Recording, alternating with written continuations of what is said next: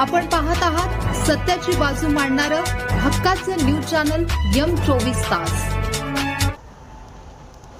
झाड कोसळून वाहतूक खोळंबली, महावितरणचे नुकसान, नगरपालिकेच्या दुर्लक्षामुळे नागरिकांमधून तीव्र संताप। ईश्वरपूर कापूसखेड रस्त्यावर आज दुपारी एक मोठे झाड अचानक रस्त्याशेजारील पत्र्याच्या शेडवर आणि विजेच्या तारांवर कोसळल्याची दुर्घटना घडली।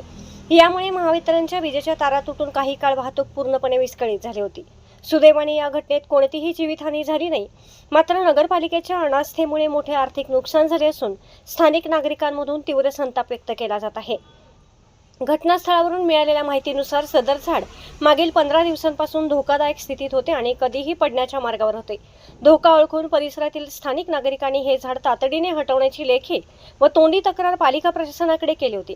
मात्र नगरपालिकेच्या संबंधित विभागाने या गंभीर तक्रारीकडे जाणीवपूर्वक दुर्लक्ष केले। पालिकेच्या या निष्काळजीपणामुळेच आज ही दुर्घटना घडल्याचा थेट आरोप नागरिकांनी केला आहे। आज दुपारी हे झाड अचानक रस्त्याशेजारी असणाऱ्या एका पत्र्याच्या शेडवर कोसळले। झाड पडल्याने मुख्य विजेच्या तारा तुटल्या। घटना घडताच स्थानिक नागरिकांनी प्रसंगावधान राखून तातडीने महावितरण कार्यालयाशी संपर्क साधला आणि वीज पुरवठा खंडित करण्यास सांगितले। नागरिकांच्या या सतर्कतेमुळे पुढील मोठा अनर्थ आणि मोठी जीवितहानी टळली। हा रस्ता अत्यंत गजबजलेला असून दिवसभर इथून वाहनांची आणि नागरिकांची मोठी ये-जा सुरू असते।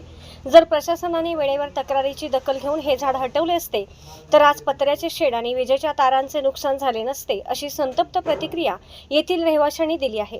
सुदैवाने आज कोणाचाही जीव गेला नाही, पण प्रशासन एखाद्याचा जीव जाण्याची वाट पाहत होते का, असा संतप्त सवाल आता ईश्वरपूरकर विचारत आहेत। घटनेनंतर काही काळ या मार्गावरील वाहतूक पूर्णपणे ठप्प झाली होती। पालिका आणि संबंधित विभागाने तात्काळ रस्ता मोकळा करून धोकादायक झाडे हटवावीत, अशी ठाम मागणी नागरिकांकडून केली जात आहे।